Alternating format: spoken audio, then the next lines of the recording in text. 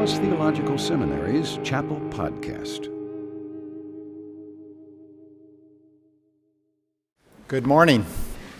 Our speaker is Dr. John Bryson, who will be doing a brown bag in Todd 114 after our chapel time.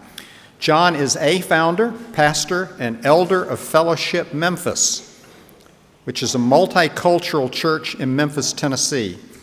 John also serves on the executive board of Acts 29 and is a church planting coach with Fellowship Associates. He has a D.Min in leadership from Gordon Conwell Theological Seminary, along with degrees from here, the University of North Texas, and Asbury College.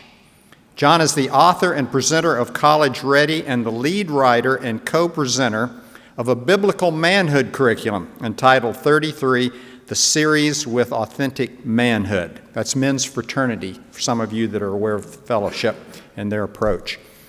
John and Beth were married in 1994 and are the proud parents of Brooke, Beck, Bo, Boss, and Blair. John was born and raised in Harlan, Kentucky, and spent 11 years as the college pastor at Denton Bible Church in Denton, Texas, and has lived in Memphis, Tennessee since 2003. Let's give him a warm Dallas welcome.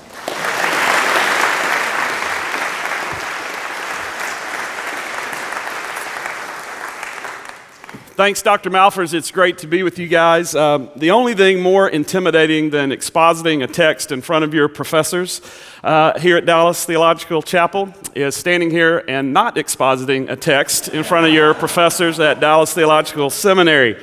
Dr. Malfers emailed me yesterday and said, man, I think adding to this week, we just need a story. And so I want to share a testimony, my story, our story of planting Fellowship Memphis. As Dr. Malfers mentioned, I'm privileged to have moved to Memphis in 2003 to plant a church, and it's been a great joy, and I want to share just kind of what God did in and through me in the midst of that.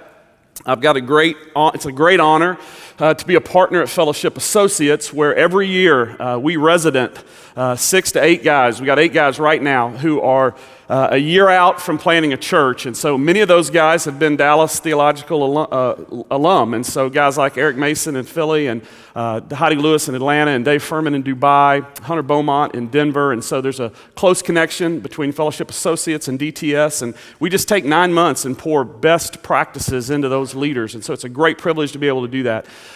In the last year or so, I've begun working much more closely with Acts 29 and working very closely with Matt Chandler and Darren Patrick and Bruce Wesley, who's a DTS grad, to kind of give leadership and help the 420 or so church planters within Acts 29 and another 300 men in the application process. And so it's my hope, as I kind of share from some of those experiences, that if you're not considering church planting, that you will consider church planting during this week and during this very chapel.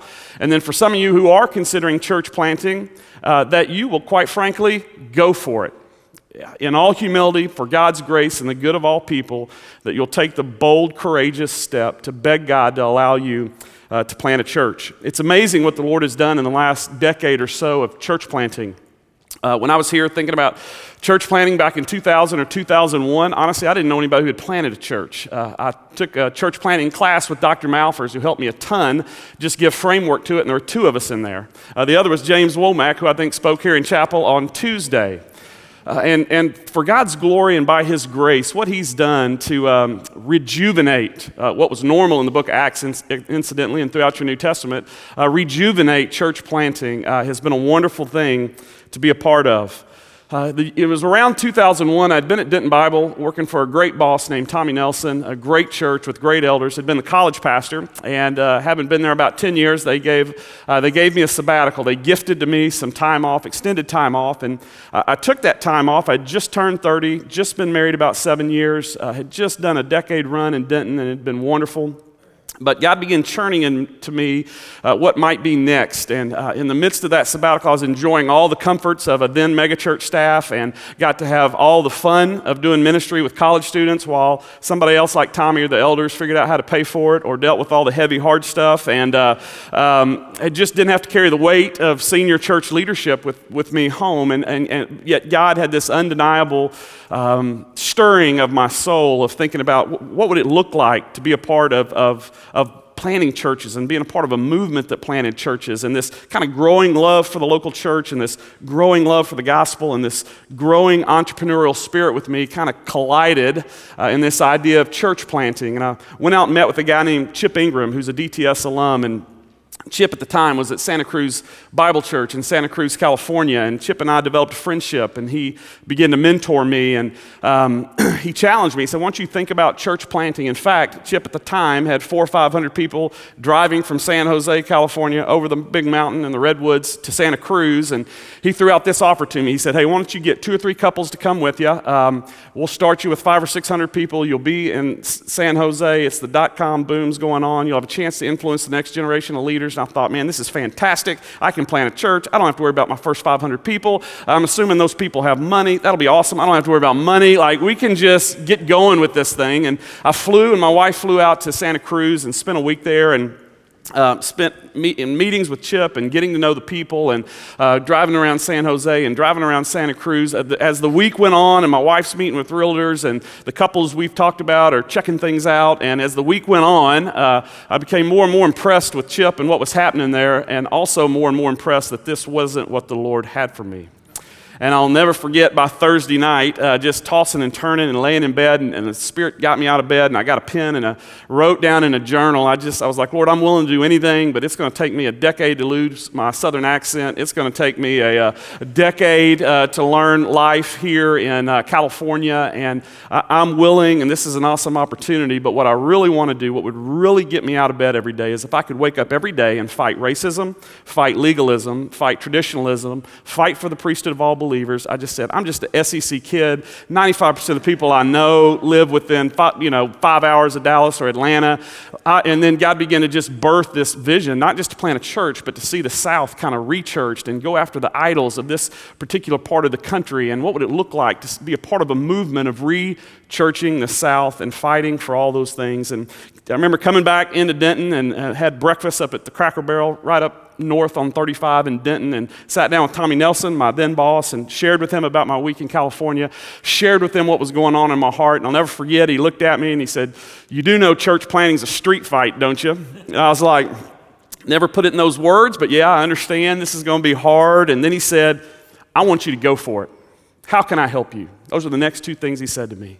And just before we move on, that was a powerful, beautiful moment where an older man and an older mentor spoke down into a younger man and a younger protege courage and permission and excitement and a willingness to help.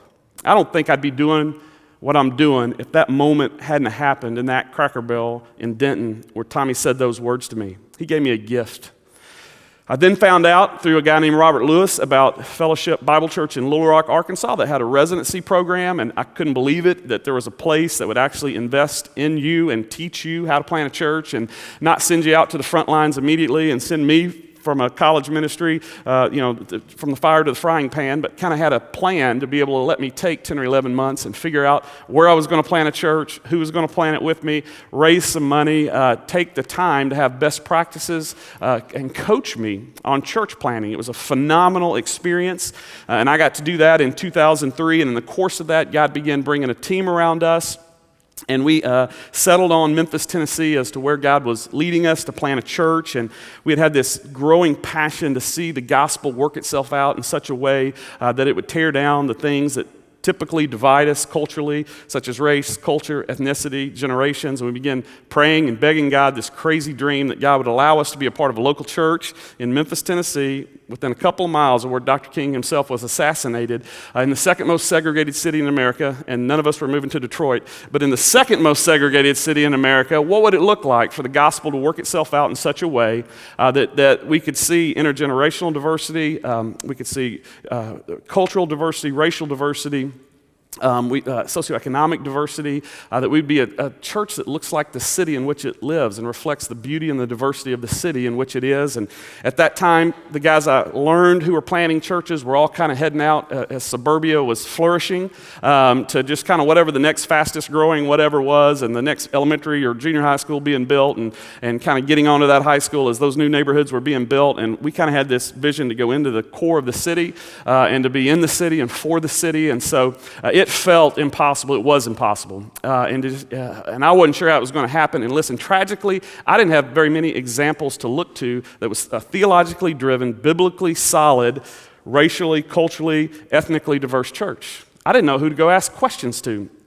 The only thing I knew is that it probably wasn't going to happen apart from diversity being on our elder board, on our senior leadership, and in our team. And so I knew I needed a partner. And we had begun to see God do some redemptive work at North Texas, which was about, at that time, 40% African American when I was there.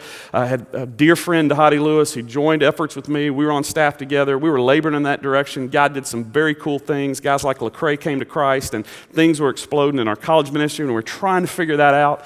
And planning the church, I was like, I don't want to figure that out on the back end. Like, what does that look like on the front end to be a church for the entire city? And so I knew I needed a partner in this. And so I began asking around. As many, Dennis Rainey, I think he was here last week. I called Dennis and called other guys, and anybody that would talk to me, and I asked this simple question: who was the guy under 35 that's the leading preacher leader in America that can come help us plant a church and be crazy enough to do that? And the first four people either told me Brian Loritz or Crawford has a son. And so I ended up calling Brian, crazy phone call in the middle of Memphis, said, man, I don't even live here. You don't know me.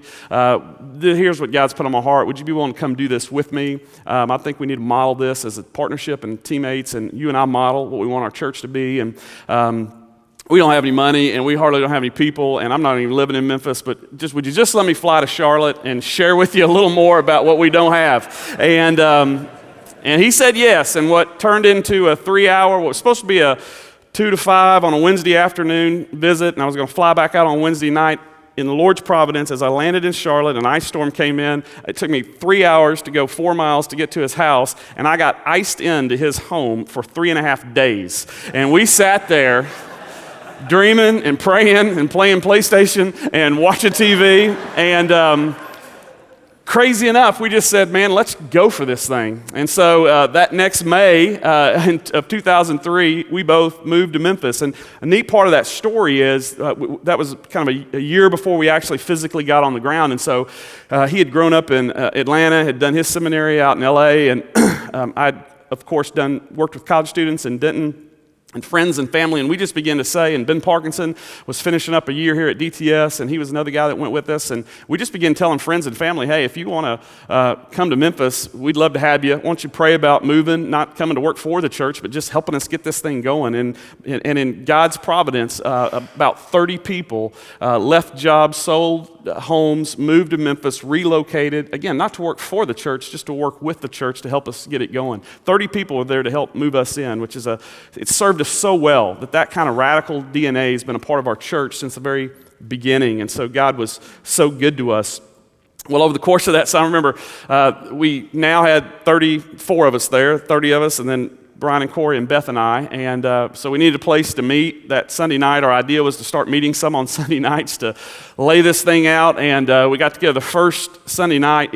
I was at a lunch on a Friday, which if you're in church planning world, what gets crazy is like I had 100 first-time lunches, and man, my introvert was in distress, and it was just like, and every time I was going up to the place I was having lunch with a guy who'd email me or a friend of a friend who was interested, it would dawn on me afresh every single time that I had no idea who I was even looking for. And so that whole awkward dance in the front of a restaurant where the two parties don't know each other yet they're supposed to be meeting for lunches, and that just happened. And it was a Friday. We didn't have a place to meet Sunday night, and I was sitting there at McAllister's with a guy, and we're halfway through a BLT, and I was like, man, I'd love for you to check it out Sunday night, and can we use your house,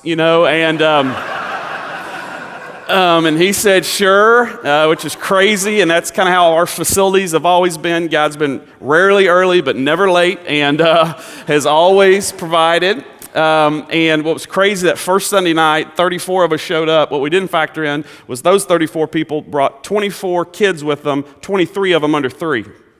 All right, just wrap your brain around that for a second. So we had this toddler army, we've had this children's ministry issue, I won't say problem, opportunity. We've had this children's ministry opportunity ever since, as God has just blessed us with kids and with people, and God kind of began to take off in that. And we sat down that summer, and it was in our story, our narrative, it's part of this famous napkin at Chili's where Brian and Ben and Tony and I just kind of started writing out what we felt like needed to be the values of this church and what it would look like to be a God-honoring, Spirit-led, biblically functioning community with Jesus as the hero.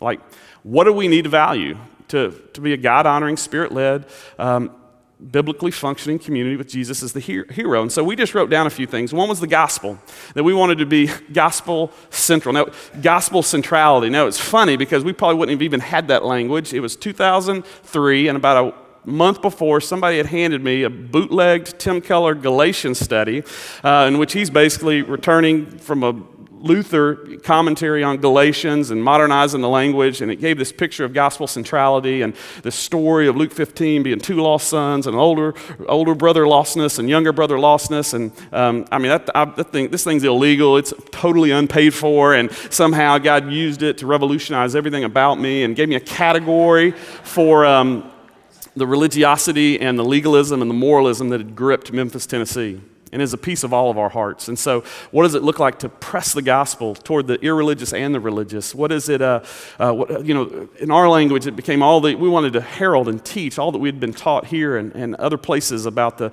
beauty of our verticalness of our relationship with God, that we've been redeemed and propitiated and adopted, and all those beautiful, wonderful vertical realities. And then what they then demand horizontally, like all the things, the community, the expressing of the one another verses to each other, the trying to mobilize people to care about what God's doing around the globe. What is the gospel? It just works itself into every nook and cranny of our life. I mean, it's a natural outflow of the gospel. And so what does that look like, and how do we do that? And so we just kind of wrote down the gospel. All right, the gospel is going to be the first one, and begin dreaming and thinking about that. And we talked about pursuing Christ, because we happen to live in a time in history and a place geographically that competes with Dallas to be the buckle of the Bible Belt. And in my city, like this city, I've lived in both cities, you can be, being passionate about the church and passionate about Christ can be mutually exclusive ideas. You can be very churched and very disconnected from Christ. And so what does it look like, not just to get people involved in church, but for them to passionately pursue Christ and get the gospel?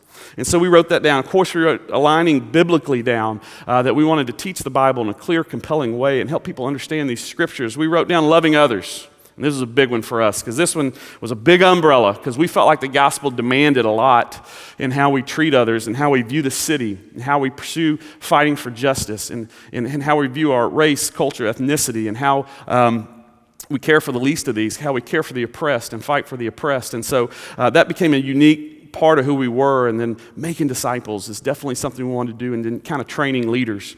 And what God did in the midst of that, here we are with no money, tons of passion, even more tons of ignorance, a godly, naive boldness and hopefulness, and just a begging of God to take our little sardines and saltines, right, our little fish and crackers, and take them and break them and bless them and multiply them, and then allow us to be a part of dishing that back out to our city and our region and beyond in a way that was satisfying and abundant. And by God's grace, that's been our story in a lot of ways. That's exactly what he's done.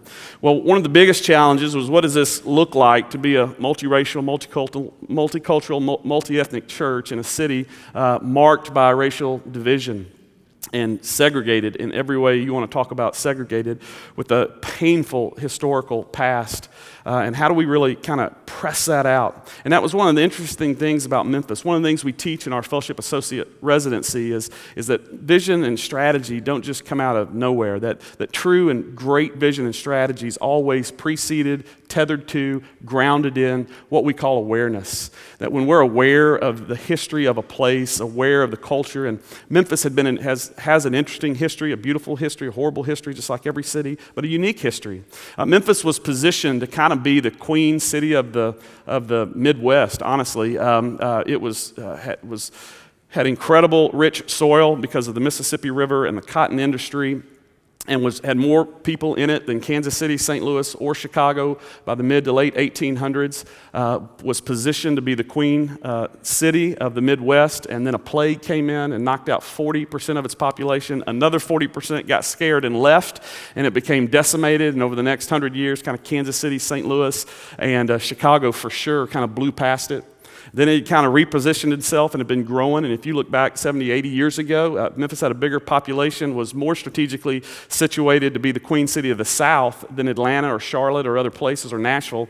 And yet here, shots rang out, and Dr. King was assassinated. And if you look at the history since then, it's like Memphis froze. And Charlotte and Atlanta and even Nashville just took off. So Memphis has always kind of been this bridesmaid city. 1987, Pete Rozelle stood up and said, Memphis will have the next NFL team in America, and we never got it. Not only did we not get it, Nashville got the next one, and Nashville didn't have a stadium ready, so they borrowed Memphis' stadium for a year, rubbing it in our face, and then took the Titans up to Nashville. And so it was significant. Here's my point. That was significant that we were able to come in and having that awareness and understanding some of that history and say, we want to be here. Fellowship Associates would send us anywhere in the world. We're choosing to be in Memphis. And here's 30 people that have chosen Memphis as the city we're going to love. And that really was our spirit, that we were going to go love a city. And by God's grace, if a church popped out of that, fantastic. But even if the church failed, we were going to go love a city. And we were going to try to see Memphis the way God sees Memphis. And in its welfare, find our welfare. And in a Proverbs 11:11 way, by the deeds of the righteous, a city is exalted. And so we wanted to go love that city well, and right in the middle of that city was this ugly, massive racial issue. And so, again, we begin to go, man, what does it look like for the gospel to work itself out into a local church that loves its city and tears down these traditional things that divide us? And what was so tragic was 60 years after Dr. King said, that 11 o'clock on Sunday morning is still the most segregated hour in America, 60 years later, 11 o'clock on Sunday morning is still the most segregated hour in America. And so many of us, because of preference and comfort, and we find so much identity, some of us make idols out of our race and culture and ethnicity, and or just a pure racial passiveness. We've created this mess. And I kept thinking in my 20s, when I'm in my 30s and in 40s, and when guys my age are in leadership, everything's going to change. And never forget going to Atlanta for a big conference of 20 and 30-somethings and looking around and seeing 12,000 white folks. And I remember going, my gosh, we're going to do it again. And so we began to beg God to allow the beauty of the gospel to see it push itself out in this multicultural way. And we went to scriptures, and we saw from the beginning, God's a God of all nations, right?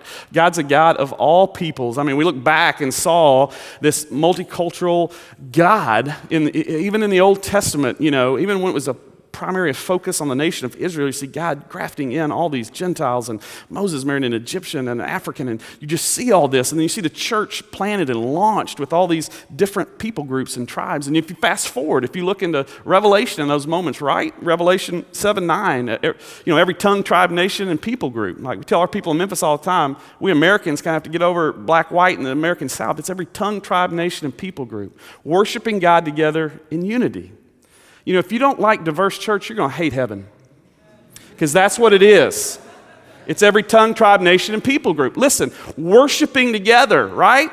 Heaven's it's a beautiful picture of heaven. There's meals, and Jesus talks about, preached out of Matthew, it's a banquet, right? Whoever's marketing for heaven ought to be fired, because we have these pictures in our head of these like weird, long, boring church services, or like grown men in diapers with a harp on a cloud, whereas Scripture shows this beautiful portrait of meals and parties and banquets and worshiping God together in unison. And I believe in those Revelation 19 and 20 moments when we're all worshiping God together in unison, every tongue, tribe, nation, and people group. I don't think we're going to care whether we're singing an Isaac Watts song or a Chris Tomlin song or a Donnie McClurkin song. I don't think we're going to care whether we're accompanied by a trumpet or an organ or a piano or the spoons or the jug. Why? Because the object of our worship so consumes us, the means through which we worship is a secondary at best. Now, we have taken that, we'll split churches over that, right? I mean, we'll get so embedded in that no wonder most of us worship in places where we look around and it's people most like us. And no race has a, monopoly on that. So what does it look like to lay down my rights for the sake of another? What does it look like we've had to do to create a theology of discomfort? What does it look like to say, hey, we're not crafting like a marketing plan, a church for 28 to 36-year-old young professional African Americans, and here's what they like to listen to and the length of sermon and what that guy, preacher ought to look like for that. We're not doing that. We're calling people into something bigger than themselves. Imagine that. To lay down their rights. See 1 Corinthians. That's basically all Paul's doing for an entire letter. To lay down your individual rights and preferences for the sake of the whole. Now, we pursue multicultural, multiracial, multi-ethnic ministry because we feel compelled by the gospel to do it. I can't ignore half my city, whichever way I went. But I would pursue it even if I didn't feel like it was the right thing to do or I had to, because it allows me to go to war with those secondary issues of preference and church-based shopping based on what I like in a worship style. It allows me to go after consumerism in the heart of my people, and it deals with the consumerism in my own heart and the church shopping in my own heart. And so we've, by God's grace, labored in that direction, found a few things that God's graced us with, made a ton of mistakes, but we've gone after idols of race and culture. We've challenged people's norms and preferences. We've gone after majority culture and our typical racial ignorance and gone after that. We've helped people move from kind of the passive, well, I'm not a racist, to what does it look like to be an anti-racist? What does it look like to fight for your brothers and sisters? And just the classic majority culture ignorance, honestly, when it comes to issues of race. And so how do we raise the racial IQ of our white brothers and sisters, and how do we fight these issues, again, for the sake of the gospel? So it's been a big part of our story, and it's been a big part of our narrative. And then the final thing we were deeply passionate about is to really be a training church. To be a church that didn't just do church, but a church that owned the training of the next generation of leaders. Our city gets that because we're a pretty medical community city. The University of Tennessee's medical school is in Memphis, and so there's a medical school there, and nursing schools there, and optometry schools there. And there's 10 or 11 major hospitals in Memphis. There's 4 or 5 of those that are teaching hospitals, right? Every hospital in Memphis owns the mandate in some form or fashion, the health and well-being of its patients, but there's 5 of those that add a comma to that and say, and the training of the next generation of healthcare providers. So my 7-year-old daughter, Brooke, has a little heart condition, a supraventricular tachycardia, and so out of the blue, her heart will just start racing. And so we work with a pediatric cardiologist at Le Bonheur. And what's cool about that is Le Bonheur is one of those 5 teaching hospitals, and every time we go see Dr. Wetzel, we don't just see Dr. Wetzel. We see Dr. Wetzel and about 6 20-somethings in white coats watching and taking notes as we interact with Dr. Wetzel. Le Bonheur has chosen to be a teaching hospital, and we have chosen at Fellowship Memphis to be a teaching church. And so we've made it a huge priority. We've created a residency program. We've got 6 or 8 folks, men and women, at all times that we're training, and we've got a culture within our church of, I teach almost every single new member's class, and I'll tell them, you'll be hard-pressed to find a church our size that let people do things on stage for the first time. And so anytime in any of our services you see someone freeze up or not do a communion right or not do a baptism right, or if it's a horrific sermon, chances are, that's somebody's first time. And we want to have a place where young preachers can emerge and young leaders can emerge. And so that's just part of our culture. And we rarely travel alone. We're always teaching young men and young women ministry skills, counseling skills, shepherding skills, some of the young men preaching skills. And so it's served us well as we've just kind of owned that mandate. Well, as I kind of round third and head for home, there's just kind of a couple things I want to close with, just to challenge you with this morning. First of all, here, just kind of summary of lessons learned. First of all, God is faithful. I want you to hear that God is faithful. He's rarely early, but he's never late. And then as a part of that, where God guides you, God will provide for you. I'll never forget sitting in Perkins about 4 months in, and I'd recruited these 4 couples to move with us. We were all working for the church, and so our payroll was humongous for us, in the fact, especially since we didn't have a church, and we had a lot of these people from outside supporting us.